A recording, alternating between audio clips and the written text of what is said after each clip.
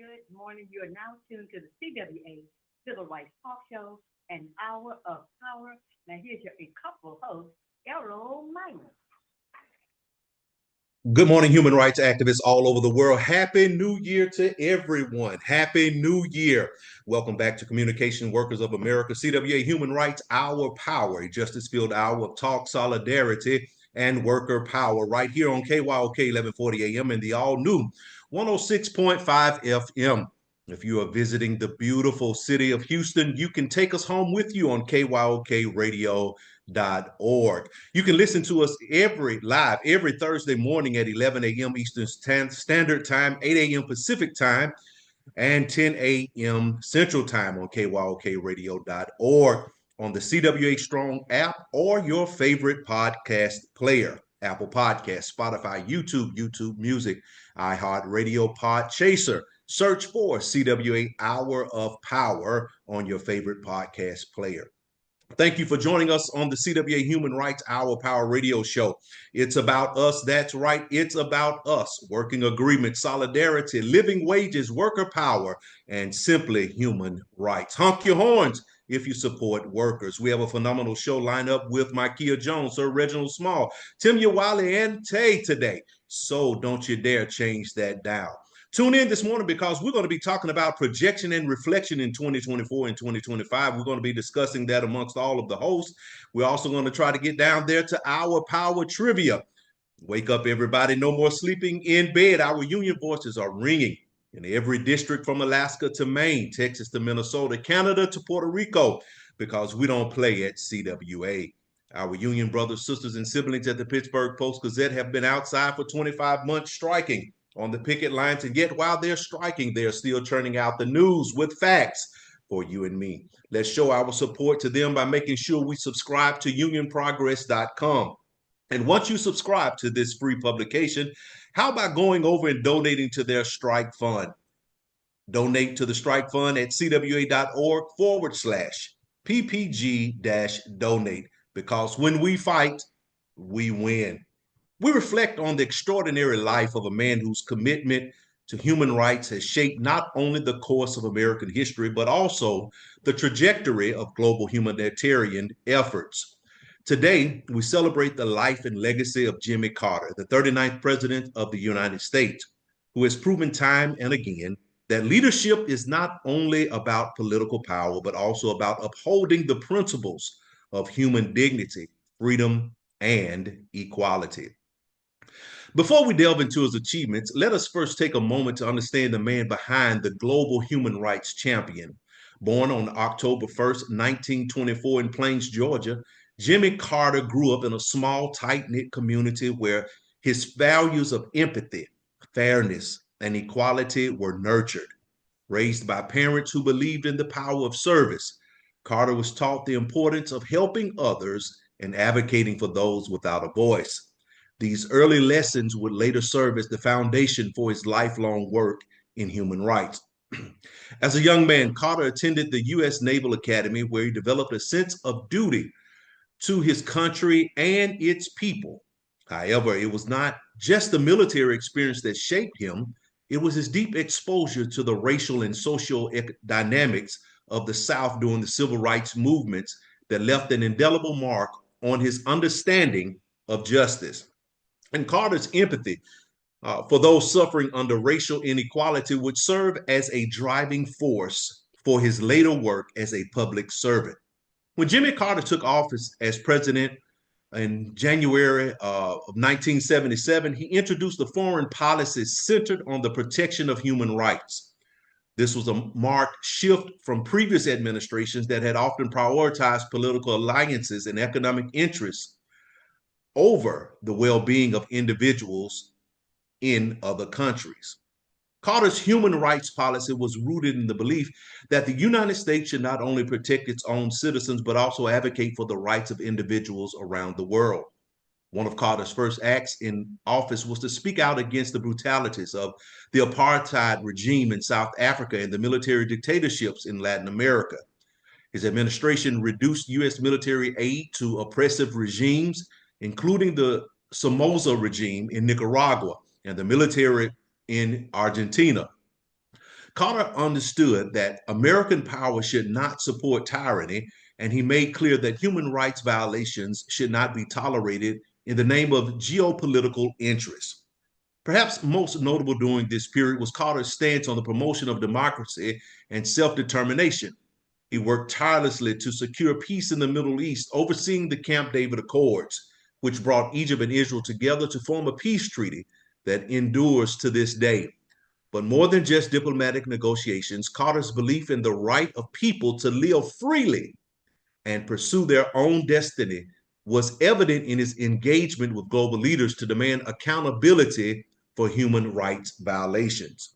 Although Carter's presidency was marked by significant efforts to advance human rights, his commitment did not end when he left office in 1981. In fact, it was during his post-presidential years that Carter truly became a global ambassador for peace and human dignity. In 1982, he founded the Carter Center, an organization devoted to promoting human rights, advancing democracy, and alleviating human suffering. Through the Carter Center, Jimmy Carter worked on projects that have made tangible differences in the lives of millions. The center has played a significant role in monitoring elections in over 40 countries, helping to ensure that people have the opportunity to choose their leaders in a fair and free process. Carter's election monitoring efforts helped shine a light on corrupt practices, advocating for electoral reform, and help protect democratic processes in places where the idea of democracy was often little more than a dream. Additionally, Carter's work with the Carter Center focused on public health initiatives. He spearheaded efforts to combat diseases like the Guinea worm disease, malaria, and river blindness, all of which disproportionately affected the world's most impoverished populations. Under his leadership, the Carter Center made remarkable progress in eradicating these diseases, proving that human rights are not just about political freedom, but also about access to basic health care. While Jimmy Carter's work with the Carter Center is widely celebrated, his commitment to human rights also extended beyond the confines of his organization. He traveled to conflict zones, including Sudan and Haiti, to mediate peace talks and negotiate ceasefires.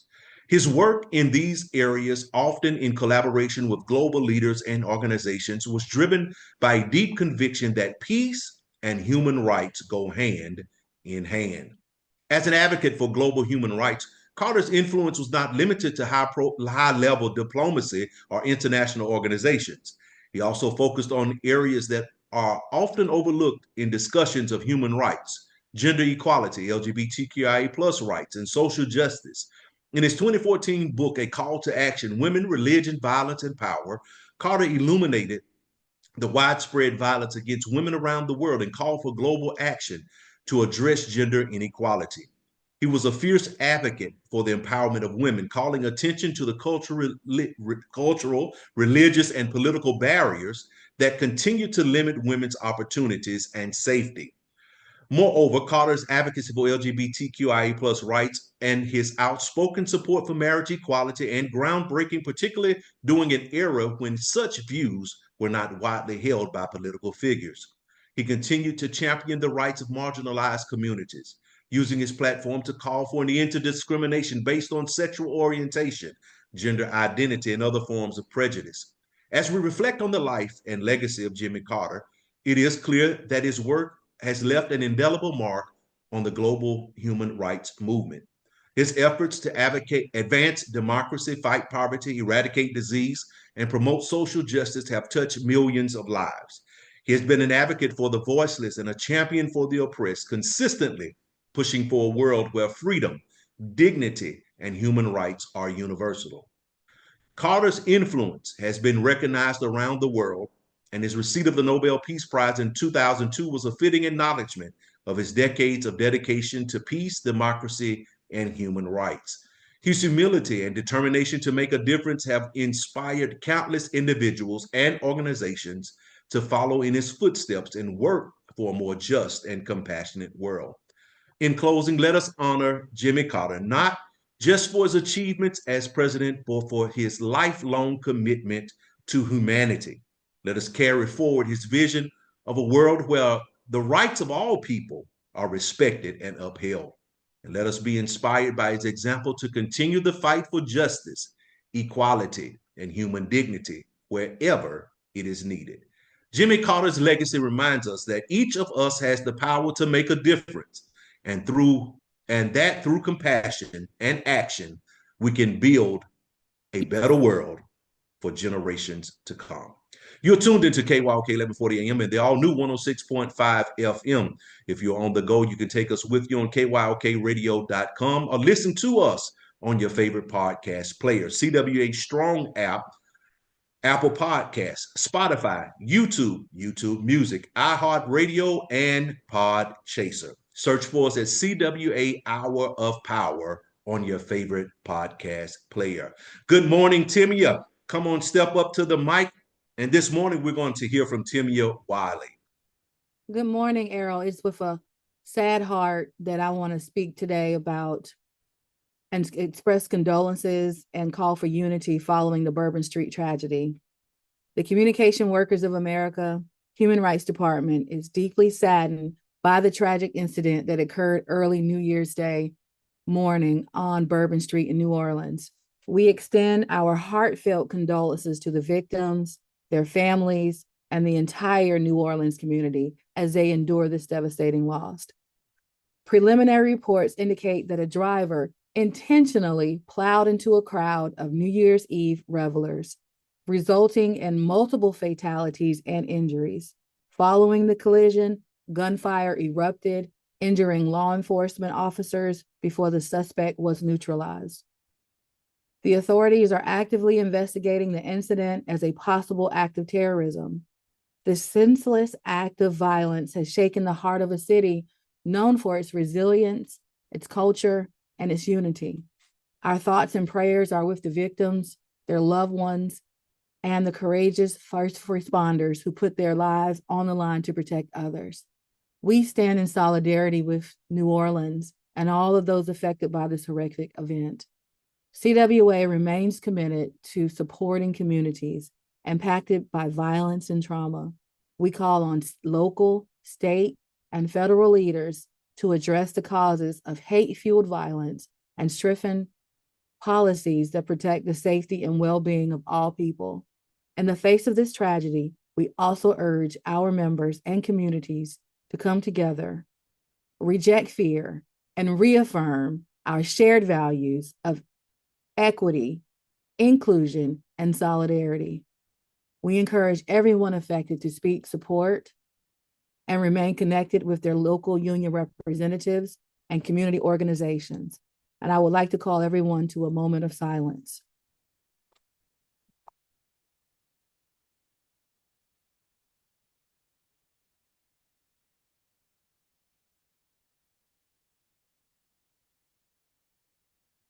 Thank you. Back to you, Errol. Thank you so much, Timmy. New Orleans strong. We are all praying for New Orleans during this time. You're listening to CWA Hour Power on KYOK 1140 AM and the all new 106.5 FM. If you're on the go, you can take us with you on KYOKradio.org. Don't forget, you can listen and subscribe to us on your favorite podcast player, CWA Strong app, Apple Podcasts, Spotify, YouTube Music, iHeartRadio, Podchaser, and search for CWA Hour of Power on your favorite podcast player. I think all of us are just ecstatic about what we're about to talk about, and that is projection and reflection on what we have done. CWA Human Rights Department has done over the last year and where we are going next year, or this year, I should say, in 2025. And we're already on the second day of the new year. So let's talk about what we have done over the last year in 2024. All right, everybody's at the microphones right now, so let's delve on into it. I think we've had some major events going on in 2024, and one of the most exciting events that I did not get to attend was the Human Rights Conference. So I know you guys could talk all about that. I had to live it through the the pictures and the text messages and everybody looking all beautiful and everything. But I had to come back home to Birmingham and march with my fellow union brothers, sisters, and siblings on the picket lines. So let's start off with that right there, the Human Rights Conference. It was absolutely amazing. What other words can I think of? It was insightful. It was heartwarming. And I wish that everybody could have been there. Houston, you should have been there if you weren't there. We had some awesome speakers from the Houston area. And we also had some local talent from the local high schools there in Houston. It was impactful. It was heartfelt. And I'm gonna step back for a second. But Well, don't step too far back, Timia, but but some of the words that you used were absolutely on point, but you left out wonderful. It was absolutely wonderful, fabulous, all of those things that you mentioned. And the theme that we used was no vote is a vote. And we're still living on that today, that no vote is a vote, and how important your vote actually is and the impact that it has, and not to let someone else make the decisions for you. So we have to show up to actually vote. So, of course, our Human Rights Conference was in August. And of course, with this voting stuff at that particular time, we were talking about one particular campaign that was going on for the presidential, the White House, as a matter of fact. But we still have to press that voting is so, so important, no matter the size of the election, whether it's a local election or a union election. You should exercise your right to vote by voting.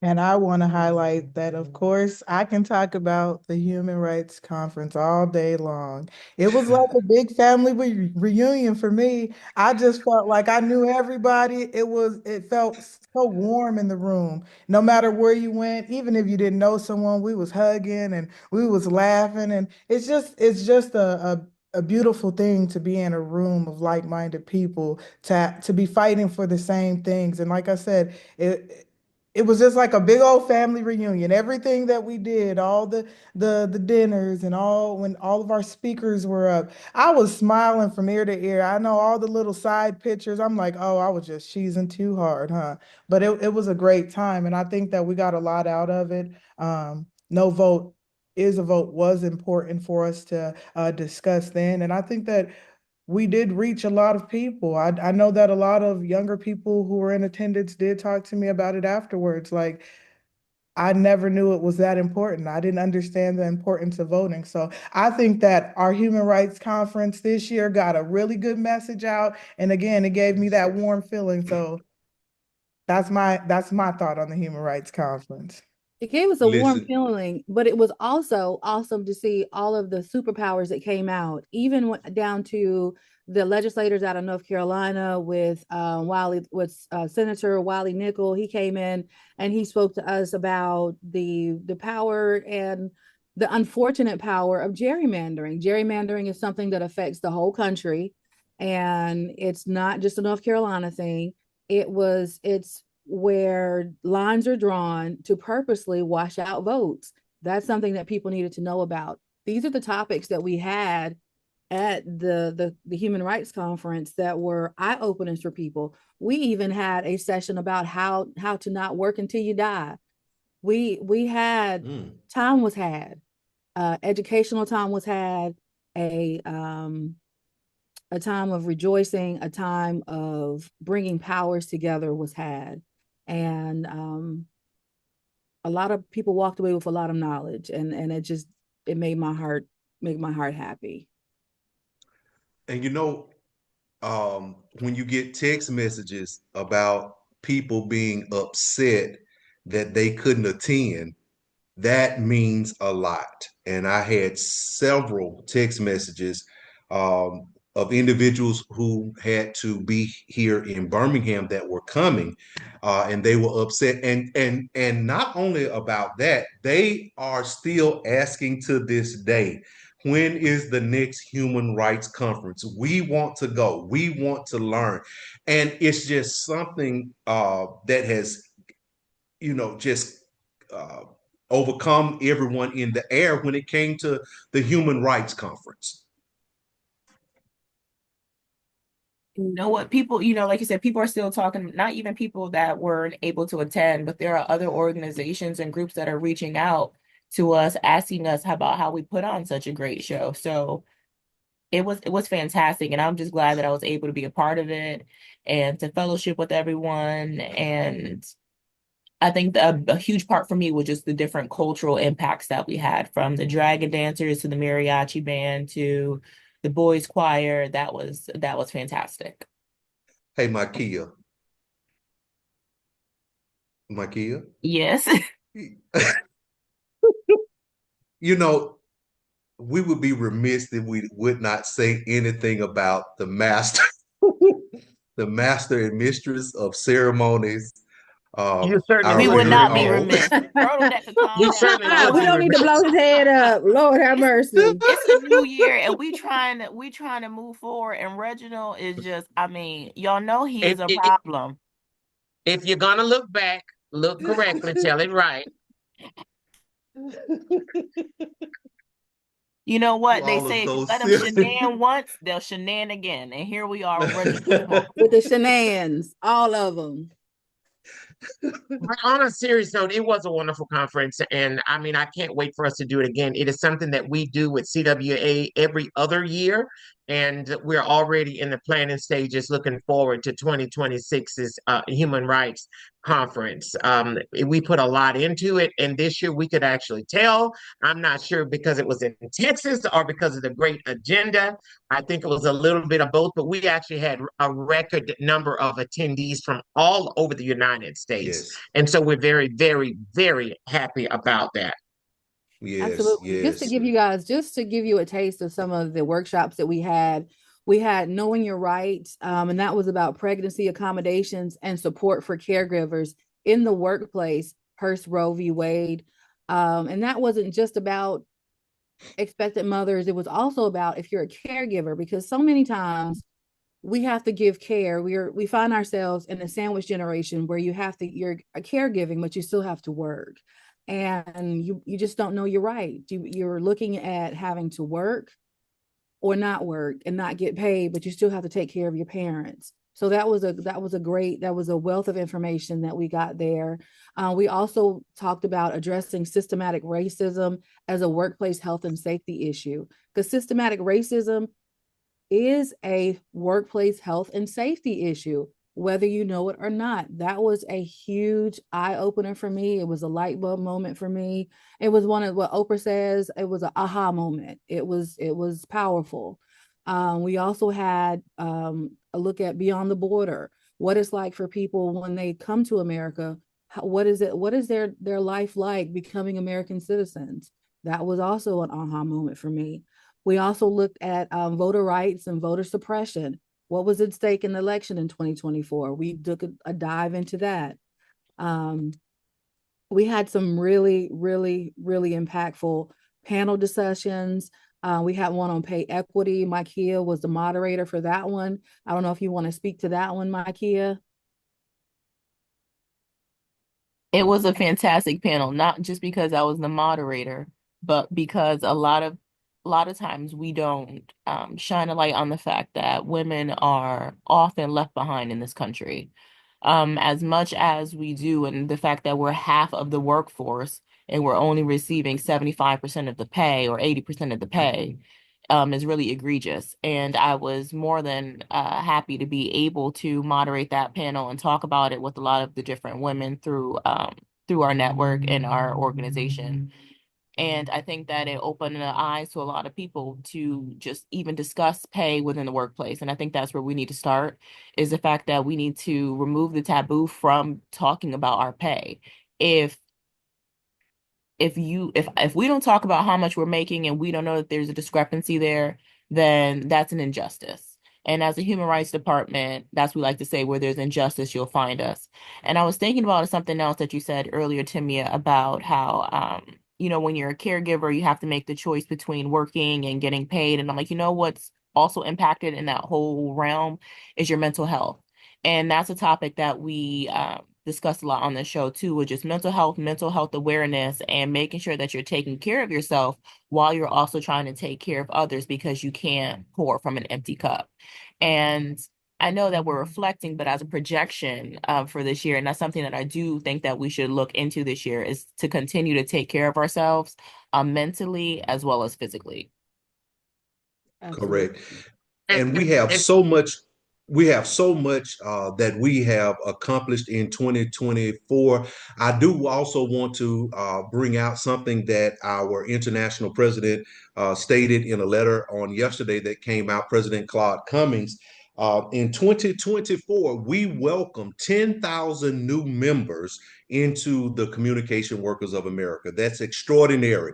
And our hats off to everyone that has worked so diligently to sign up new union members. And I don't know if you guys realize, but I think we went to more protests and rallies advocating for labor rights, fair wages, and protections against workplace harassment more than we've ever done before in 2024. I agree, Errol. I know we participated in several rallies, but one comes to mind of the workers at Maximus that we've talked about quite a bit, and we participated in that, and we talked about that, and we have rallied behind the workers at Maximus quite a bit, and we're still doing so now. And in the projection, I know that we're going to be giving some more updates on the Maximus workers. Mm-hmm. So that's one thing, but um, not to shift you too much, Errol, but Makia talked about mental health, and we visited that subject in wellness quite a bit over 2024. And as we're listening to the news and hearing what's going on, I think we're going to be visiting that topic a lot more, because it's not something that ever fully it never goes away. So we're always looking for resources and ideas and people to come on the show to talk about mental wellness, mental health, and mental awareness. But we actually had a group in our reflection here, the Trevor Project, that came onto our show, and I've been doing a lot of following up on that. And it's as we know, it's a suicide hotline that supports the LGBTQIA plus community, and it's very well needed. They do wonderful work, great work with trying to help prevent suicide. Um, One of the things on the website says their connection starts with knowledge. And we in our Human Rights Department with CWA, we believe that knowledge, if we can give trainings and information and knowledge, that it can really help. So that's one of the reflections that that particularly um, came to mind to me is the Trevor Project, and I can't wait to have them back on our radio show again. And I would just And like to say shout out to Tisha Foreman for making that connection for us. I know Tisha's somewhere in the studio, but thank you to her for introducing us to the Trevor Project and bringing them on the show. Tisha, if you want to come just say hello to the people on air, that'll be great. But we are very grateful to you and everything that you do on the committee. So shout out to you. That's right. Where's Tisha? Probably in my office. Okay. Well, go ahead, Tay. I think Tay had something.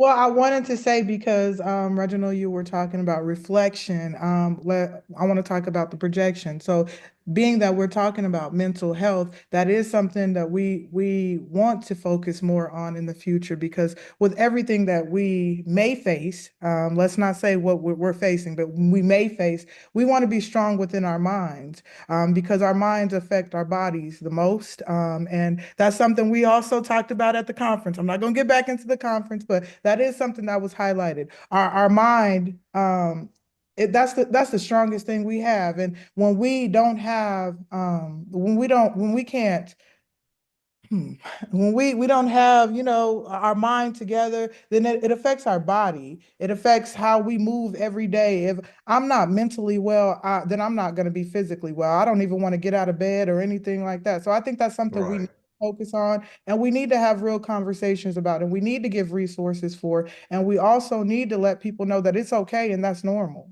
That's normal. Correct. Let's advocate for the people who hide those things. And I always talk about strong friends, but those are the people who sometimes they mentally need someone else, but they're afraid to talk about those things. So as we move forward, with everything that we face, mental health is definitely something that we should discuss more. It's something that we should get a little more training on, and just be there a little more for someone who you may not think needs someone. So that's what I'll say about that. So projection in the future, we definitely need to be working on that in 2025. But let's talk about some of the highlights, some of the things that we actually participated in. And one of my favorites, since we're talking about things we've done, was the Poor People's Campaign. Oh, it was hot. Yes, It was yes, very thank hot, but you. I loved everything about it. I loved being there. I loved being in the presence of so many like-minded people. Like I said, when we Tell you talk, was reading my mind on that one. I'm sorry, I just had to say it. yeah, the Poor People Campaign, that rally was definitely one of my favorites. That was definitely one of my favorites. It was a little warm. And even out of the rally that was in DC, we got opportunities all over for CWA human rights activists to appear at other events across the country, and that is what we're here for, to make sure that human rights are talked about, and we are projecting equality and fairness for everyone. So and we're including everyone, and that's why we fight so hard at CWA. We And have of to course, try hard. of course, when we're looking at reflection and projection, we can't even go any further without talking about gender justice. We've talked about the injustices in gender on this show quite a bit. We have talked about the training that we have within CWA, focusing on gender justice, and it's still in big demand. We're still doing that training. That training is very important. Um, we have a schedule going all the way up to March, I do believe, with that training being on the forefront. And of course, we still have the training, the how to build an anti-racist union training, the implicit bias training. It's another one that is still going forward. It is being highly requested. So that's part of our human rights agenda, and it's going forward this year. And there is one more brand new one that I'm so excited about, which is environmental justice. That's the third training that will be in our repertoire. And so we have some exciting stuff going on in 2025 that we're bringing over from 2024, just a more improved version, because there is still definitely a need. One of the things, Errol, that in our projection, that when I look back at 2024, we didn't talk about enough, maybe in my opinion, is the immigration system, and how it's impacting certain people now with the campaign promises and all of that. That we have people now, humans, people, souls, not just something we see on TV, but we have people actually living in fear that they're going to be singled out, and maybe things, we don't know what's going to happen, or they don't know what's going to Mhm. happen. So we are needing to talk about that more, and a lot of organizations are doing paths to citizenship classes now, especially here in Texas. I'm sure all over. So that's a topic that we need to explore a little bit more, to bring some knowledge and shine some light upon. Yeah, I believe we did have a workshop on immigration at the at our human rights conference. And I believe it was Timia that introduced us to a great immigration lawyer. So I was so thankful that she brought him to us and brought that to our conference, because that is an important topic. And I think what you said, Reginald, really stuck out to me, is that these are souls, these are human beings. And a lot of times when we look at any issue, we tend to reduce the human being to a topic or to a category or genre. And that's how we end up in all these silos, and we have all of this disconnect within our communities. So I'm glad that you said that. It is really important to look at people as human beings and as people and as souls. And I think that's one of the things that we discussed recently on the show too, when we talked about gender identity and being called by our preferred pronouns and our names.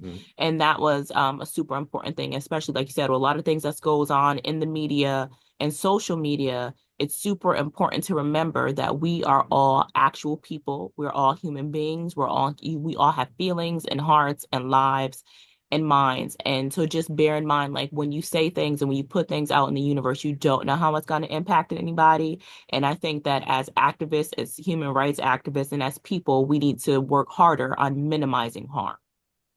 Mm. Very good point right there. Very good point. Absolutely. You said a mouthful. Yes, yes, yes. And then Mykea, we kind of talked about this earlier when we were talking about projecting and reflecting. And that was the issue on, up under gender justice would be the trans community. Mykea, will you expound on that just a little bit?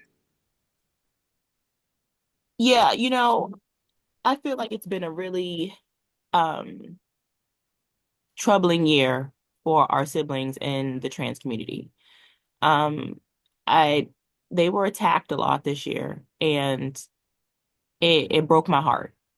Um, to see someone be attacked for just wanting to be who they are or who they believe to be is just it's just disheartening. Yes. When we think about the history and the written, and I'm going to be really intentional, the written foundation of this country, right? People are supposed to be able to be free to be and do what they want here. And the fact that there are people that are pointed out for being who they are, it just breaks my heart. You're absolutely correct. And I even I this morning, agree. go ahead, Reggie. I'm sorry. I totally agree with that. And it goes back to the humanity piece of it. And if we could not so much worry about the umbrella in which these people, these souls, this flesh and blood, someone's child, this is someone that's under attack. And because it's on the world stage, it's become bigger now. I mean, it's really a tragedy. And we have great work to do. We must stand together with the trans community and actually be a shield for them. I mean, it's them, it's the trans community today. Who knows who it will be tomorrow? And history continues to seem to repeat itself in these matters, and we just have to stand strong with them and be the shield that is needed right now. And we're doing that in CWA. We're definitely doing that. We're actually having open, safe conversations about these subject matters in some of these classes that we're having. And who knew that we were being prepared, because we've been doing these classes for almost 2 years, that we were preparing our members and our communities for such a time as this. And that's why coalition building is so important and finding your community is so important, right? A lot of times when we're going through things, we feel alone. And we don't realize that there could possibly be someone out there that's going through this exact same thing that we're going through, or there's some kind of organization or group of people out there that want to help or want to be a support system. So I know how, most of the time when we're feeling down or, depressed or we're going through something, we tend to, close ourselves off. And that's why it's so important to find a community that cares about you. It's important to find groups that want to support you, that want to be there for you, and that you can go to when you need that support. And I think a huge part of just mental health and awareness is just looking for the support when you need it and finding those things when you can have them.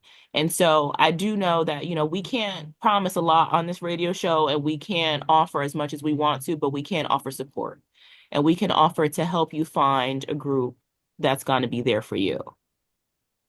And one of the things that I like about the gender justice training, along with the coalition building, um, we are reaching out to other organizations, or I should say, other organizations are reaching out to us to participate in our gender justice training classes. Just this morning, I was checking the emails because we have been on a push for and scheduling the gender justice classes for the first quarter of 2025. And lo and behold, I looked this morning and I got another email. People are excited about the gender justice training.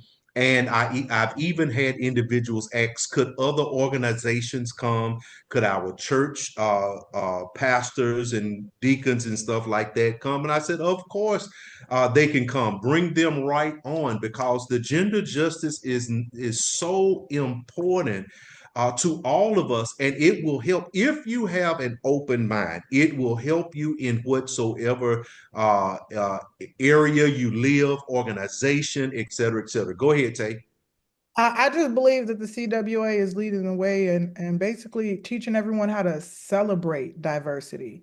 You know, how to appreciate how we're all different but can come together when we need to. That's the reminder in every class that I get, every class that I've gone to or every training I've attended. It's about celebrating that we are all different. A room full of people who are different, who can sit down and have real conversations.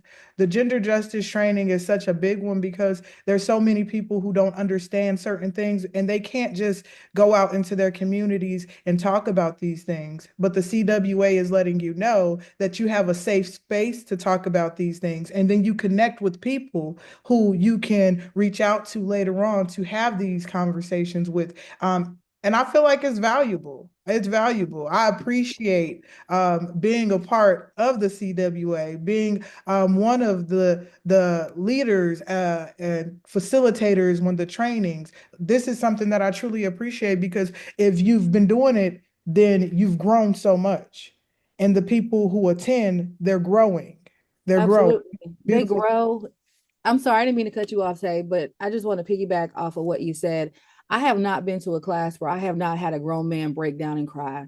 Wow. It is a phenomenal class where people can actually, where you can level the playing field.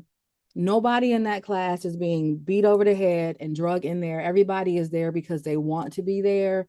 And we want to let everybody know that. We want, when you come in that classroom, we want everybody to know and to remember that everybody came on their own will, and they came because they want to be a better person, a better union member. So when they ask a question, answer them with love. Yes. Answer Yes. them with And love. Mhm. I love that. Answer them with love. That just made me feel love. That just gave me the warm fuzzies. That was like that was like some hot cocoa with some oat milk right there. Yes, answer with love. I really appreciate that. Absolutely, because yes. people a lot of times, and I've had people tell me this in the class, they say, I look like a redneck, or I look like they'll give their own term for how people have judged them. And they said, when I ask questions, or I may not have anybody in my circle that I can ask these questions of. And so when they come to the classroom, they're able to ask questions of how to ask somebody how to address them, or ask these questions about gender, or ask, just how to be able to be a better person, how to be able to relate to people. And it's not because they don't want to, it's because they don't know how to. And this is something we have to stop doing. We have to stop judging people on their appearances. People are people, and people want to be loved genuinely. They want to. We are not solo creatures. We are pack animals. You're absolutely correct. And go ahead, Reggie. Go ahead. And respected. People want to be respected. And you Yes, don't have to fully understand a person to respect them. And that's all that we're trying to do. Respect is so, so, so very important. And the sincerity in those classes, it is amazing. That feeling that you get. It's amazing. People come because they really want to know. They want to know how to be a better citizen, a better coworker, a better church member. They want to a better family member. They really want to know, and it's amazing. It's been an amazing Hmm. journey with the gender justice training. it has Yes, been. And I it just, To being a has. better family member. Somebody need to tell Reginald to be a better family member because he's sitting over here with some bacon and he ain't I offer know it. nobody Didn't nothing. offer us no bacon. But did you And guys see the donuts he had also? I just listen, he want getting that piece with that piece of bacon that curl on the end. It Well, wouldn't even share. people are so particular these days on what they eat and what they don't eat. I didn't want to offer you any bacon. I ain't Well, never turned down a listen, piece of bacon. I just want to You say all are this, something and else. for the listeners, I do want to say this, that this is a radio show, and I know y'all love us, and we love y'all, but you have got some of the best trainers of the gender justice training here on the radio show with Errol Minor, Reginald Small, and Tay Atkins. They are the best. If you ever want to have a class, be in one of their classes. Oh, Just you just trust to me on touch that. my heart this morning. I just don't know what to do. You The classes are phenomenal. I'm telling you, they are phenomenal. And when you are sitting in a class and you're discussing things, and as Timmy said earlier, when you have a man break down, I had one guy that I was when I was teaching the gender justice class. His son is in the LGBTQIA plus community, and you could tell it was tense in the beginning of the class, but by the time we got to the end, he was like, "Thank you for helping me understand and helping me to respect uh, who my child is." And he said, "I'm still going to love my child regardless." Amen. That's it. And that's it. And it sometimes it just takes somebody listening to what someone is trying to say, and just really just listening. It's not a whole lot of fanfare. If you can just listen to what someone's trying to say, you can understand where they're coming from, and not respond in haste, not respond out of hate, but understand that they are just genuinely trying to get an understanding for something that they don't know about. And I think a huge thing too is that people should look at is the fact that something can be life-changing without you having to change your life. And what I'm saying is you do not have to go against your beliefs or alter who you feel. You know what? You know what? Can we put Reginald off the He show, is please? just He he is just so low down this is Why great. would morning. you? For the listeners, The he has a studio, pound cake, a uh, whole pound cake. I He will just be so glad when people can see how he cuts up when we start going live later And now on he In this want to show. sit there and February. I look am just innocent. so Now he sick want to of him. look In innocent. February, y'all, we're going live sometime in February. So stay tuned, but you guys will see how bad he cuts up. And I hope he know that he needs to. We'll all be reporting to you live from Austin, Texas this next week. And I better And I have That's some know pound right, we cake. will be. one Yes, we thing. will. And I If want he some of that thick decide sliced bacon. if he decide to roll up there without a whole pound cake, I don't want nobody slice. I don't want nothing that could fit in a Ziploc bag. If you don't have a whole entire cake and a whole entire carrier with a handle on top, like how my grandma used to do, there's gonna be So smoke on the water, consequences. consequences and I will repercussions. not be reducing harm. And my To Kia. And possibly while he's accommodate at it, you all. wrap up some chicken legs in some aluminum foil and bring it with you too. With a slice of bread and some hot sauce. That's it. And it Sounds got to like be light bread. I don't want no fancy bread. I want light bread and Tabasco. Go ahead, But Tay. anyway, what I was saying I just was got an extra bag. That's all. He don't need an extra food bag. Yeah. what I was trying to say was that you don't realize that you can change lives without changing your own beliefs. So you don't have to change who you are at your core, or you don't have to change what your morals are to just be a better human being and to be more accepting and welcoming of other people's decisions. And I think that's a huge thing that we try to push in the Human Rights Department, is that you don't have to necessarily change yourself to be more accepting. And I think that I'm working on that because I really want Reginald to change himself so that I can accept him more. Oh my I God, I am can't. I am definitely, my Kia, a work in progress.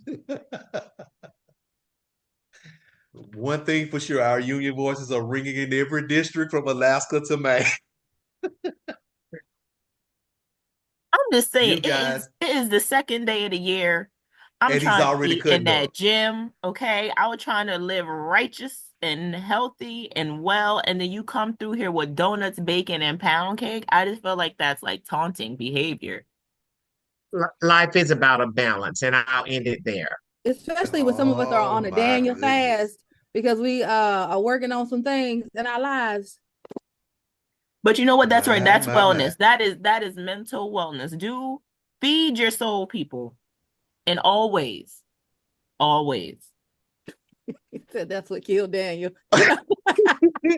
Oh, miss, I am done with you all. Thank you guys so much for reflecting and projecting, reflecting on 2024 and projecting for 2025. Wake up, everybody! No more sleeping in bed. Turn up the volume just a little bit louder to hear the Union Buster of the Week with Timia Wiley. She got something to tell you guys. I have just a little something, and I'm excited because one of my favorite places to shop is Costco. And Costco took a stand. I don't know if y'all noticed, but they took a stand and decided not to do away with DEI. It makes my heart happy. Costco said, no, we're going to stick with what works. We want to be able to push our minorities forward, and we're going to keep it in play. We're going to stay with DEI. That made my heart happy. So I just wanted to put that out there. If you're a Costco shopper, if you're, please continue to shop there. If you're not, please consider it. I know Sam's has good rotisserie chickens, but Costco has rotisserie chickens as well. On the flip side of that, though, I do want to ask a personal question. In all of your Christmas shopping this year, were you a Union Buster? Did you take the time to shop at worker-friendly places? Did you go online and do some shopping where you could get a necklace for $1.35? Just asking. Just asking. Just asking where you put your money this year. Did you put your money behind an organization that pressed forward their workers, that make sure their well-being of their workers, that the money goes to fair wages, proper insurance, health and safety, etc. Were you a Union Buster? That's all I'm asking. You don't have to say it out loud. Just a little reflection. Just a little reflection. I just wanted to ask if you were a Union Buster or not. Those of you that were, shame, shame, shame. Those of you that were not, pat on the back. And I'm going to end that there. Back to you, Hey, Errol. Timmy, one of the things that we have been promoting is with Costco, because if I'm not mistaken, Costco is union, right? No, they are not. And see, that's the beauty Okay. there, though. They don't have to be union because they follow union values, which is huge. And that's one thing. Okay, so how much time do we have left? Go Do you ahead. know We you got have you. 30 minutes? No, you got time, girl. Okay, way back when union said, way back when, let's back up a little bit. Way back when one person could work at like Food Lion or a grocery store or anywhere, you could work one job and you could buy a house, you could pay for your family, your significant other could stay home, you had a one family income. Unions set that standard. Well, one thing about Costco is they kept that standard from when unions set that standard. So while they have not unionized, they have done a great job of uplifting the standards of living of their workers. Now, will we to take them on at CWA? We absolutely will. We will welcome them with open arms. But we stand with the workers. We stand with Costco. Oh, they are Teamsters? They do have some Teamsters locals? Okay, wait a minute. We got Reginald chiming in. Go ahead, Reginald. This is not my expertise, but I do believe that they are part of the Teamsters Union, at least some of them. I And think some of them, about I know in North Carolina. 18,000 of them Oh, okay. Well, North Carolina, I know are they are. now members of Teamsters. Okay, well, I stand Go. corrected. And I guess that's the end of our show. No, that's just, we still got a few seconds left. An hour is not long enough to be with you. The week is too long to be away from you. You have been tuned into the CWA Human Rights Justice Hour Power broadcast. I hope something you heard today has inspired you to take action toward creating positive change in the world. Every person has the power to make a difference, no matter how small. And by working together, we can create a world where human rights are respected and valued. So I encourage each of you in the listening audience to reflect on your role in promoting human rights to effect change in your communities and beyond. Know that you are not alone in the quest for a more just and equitable world. When faced with injustice, it can be easy to lose hope and give up. But remember, justice may be slow like the truth, but when it finally comes, it will stand. Until next Thursday, 10 a.m. Central Standard Time from Austin, Texas, right here on KYOK 1140 AM and the all new 106.5 FM, KYOKradio.org. Happy New Year and see you next Thursday.